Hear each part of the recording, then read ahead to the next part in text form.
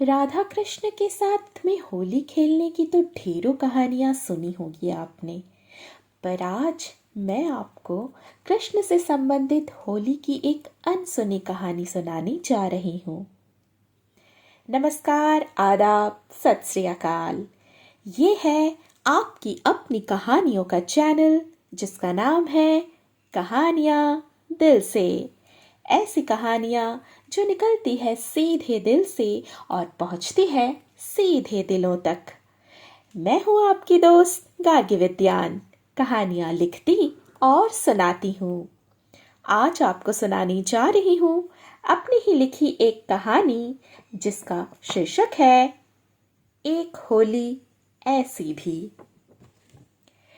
टेढ़ी मेढ़ी पगडंडी पर तेज कदमों से चली जा रही थी राधा रानी।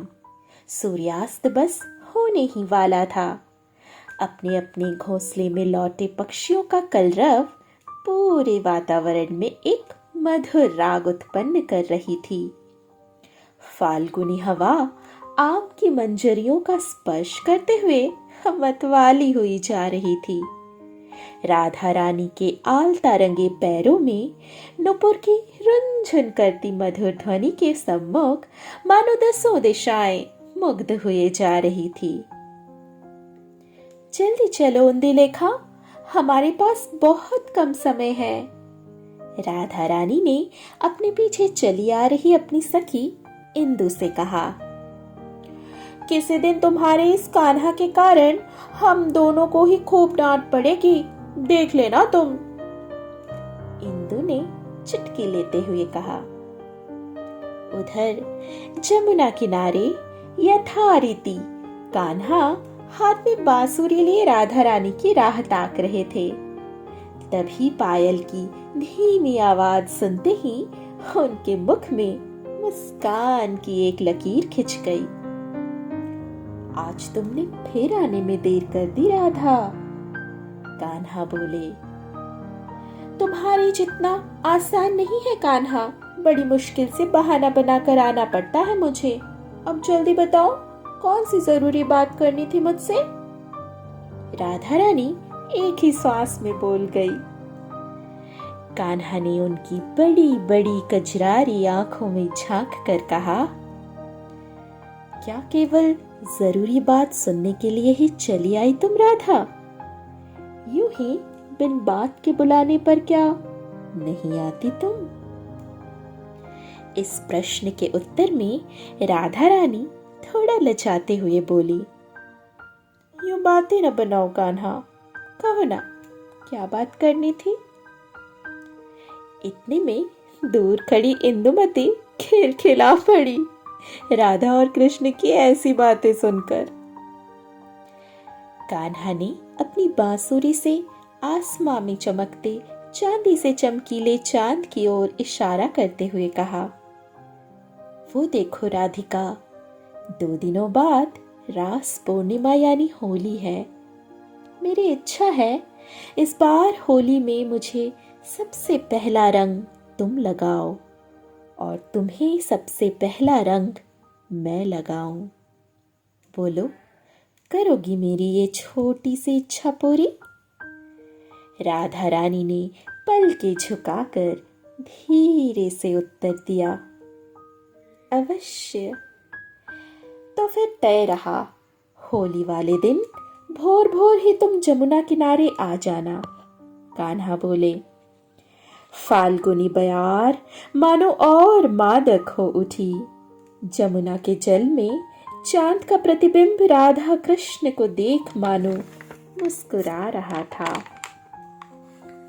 होली के दिन भोर से ही कान्हा सबसे छिपते छिपाते अबीर लिए निकल पड़े थे जमुना किनारे अपनी राधा रानी से किया अपना वादा पूरा करने। अभी वो कुछ दूर चले ही थे कि उन्हें किसी के रोने की करुण आवाज सुनाई दी।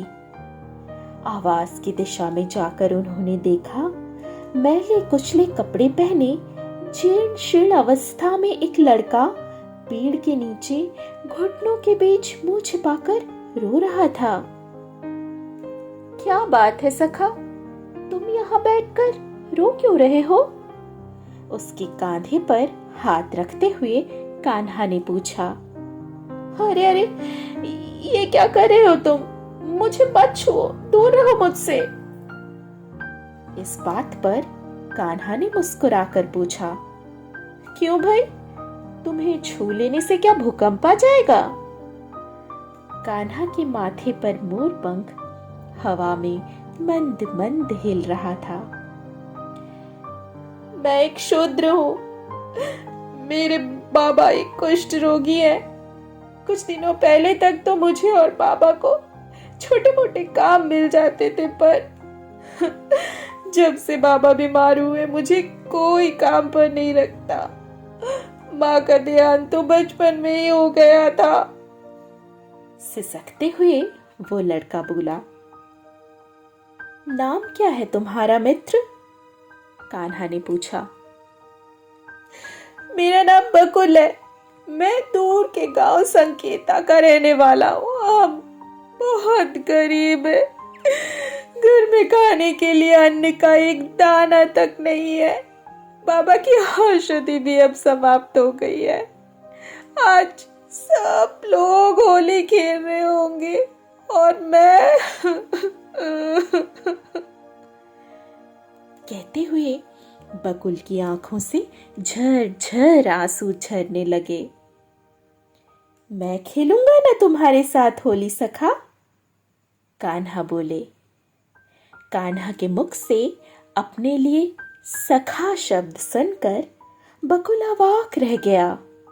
इससे पहले कि वो और कुछ समझ पाता, कान्हा ने अपनी पोटली से गुलाबी अबीर निकाली और बकुल के दोनों गाल रंग दिए।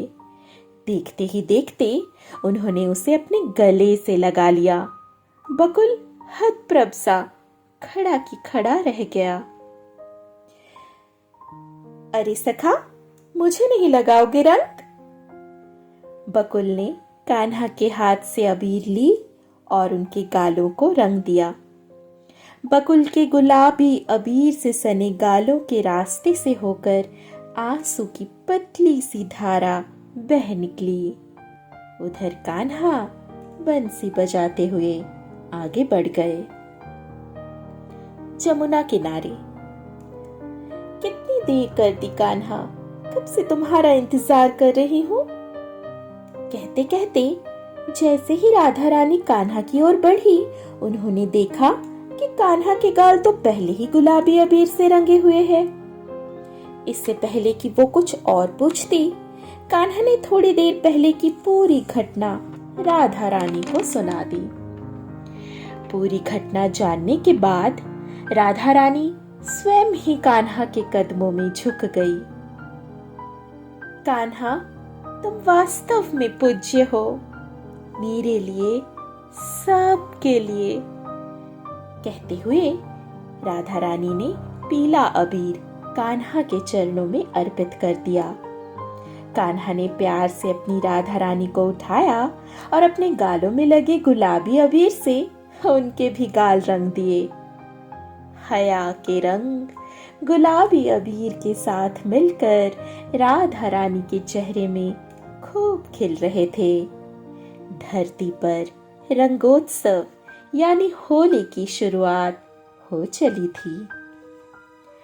घर वापस लौटकर कान्हा ने सबसे पहले अपने प्रिय सखा मणिभद्र के कानों में कुछ कहा। फिर होली खेल लेने के बाद दोनों सखा निकल पड़े अपनी मंजिल की ओर। खपरेल के एक टूटे फूटे घर के सामने पहुंचकर मणिभद्र ने दरवाजा खटखटाया। कुछ देर बाद दरवाजा खुला और काला कंबल ओढ़े एक कमजोर सा दिखने वाला व्यक्ति सामने खड़ा हुआ। हम बकुल के सखा हैं, उसके लिए कुछ लाए हैं, मणिभद्र बोला। पर बकुल तो अभी घर पर नहीं है बेटा, वो आदमी बोला। कोई बात नहीं बाबा, वो आए तो उसे ये पोटली दे दीजिएगा। इतना कहकर मणि और कान्हा वहां से चले गए। रास्ते में लौटते हुए मणि ने कान्हा से पूछा कि इतनी दूर चलकर क्या केवल एक पोटली लौटाने के लिए वो बकुल के घर आए थे। इसके जवाब में कान्हा बस इतना ही बोले, रंगों का त्योहार होली हम सबके लिए है। रंग हमसे कभी कोई भेदभाव नहीं करते। जब सब लोग रंगों में पूरी तरह रंग जाते हैं तो सब एक समान लगते हैं, न कोई छोटा न कोई बड़ा। ये त्योहार है खुशियों का, उम्मीदों का, आशाओं का, जीवन का। मैं इतनी दूर अपने एक सखा को उम्मीद लौटाने आया था। उधर जब बकुल घर लौटा तो उसके बाबा ने उसे पूरी घटना बताई। जैसे ही पोटली खोली गई, उसमें से एक डिब्बा भर मालपुआ और ढेरों स्वर्ण मुद्राएं निकली। बकुल का मुंह खुला का खुला रह गया। उसने आश्चर्य से पूछा, बाबा, ये सब कौन दे गया? पर उसके बाबा तो नाम पूछना ही भूल गए थे। वो बस इतना ही बोल सके कि 2 ग्वाल बाल आए थे और उनमें से एक बालक बंसी बजा रहा था। इतने में खिड़की से उड़ता हुआ एक मोरपंख बकुल के पास आकर गिरा। उस मोरपंख को देखकर बकुल अपने समस्त प्रश्नों का उत्तर पा चुका था। उसकी आंखों से खुशी के आंसू बह निकले। भरे गले से वो बस इतना ही बोल सका, होली शुभ हो सखा मेरे। बस ये कहानी इतनी ही। कहानी आपको कैसी लगी हमें कमेंट करके जरूर बताएं, और ऐसी ही कई और कहानियां सुनने के लिए चैनल को लाइक और सब्सक्राइब करना न भूलें। धन्यवाद।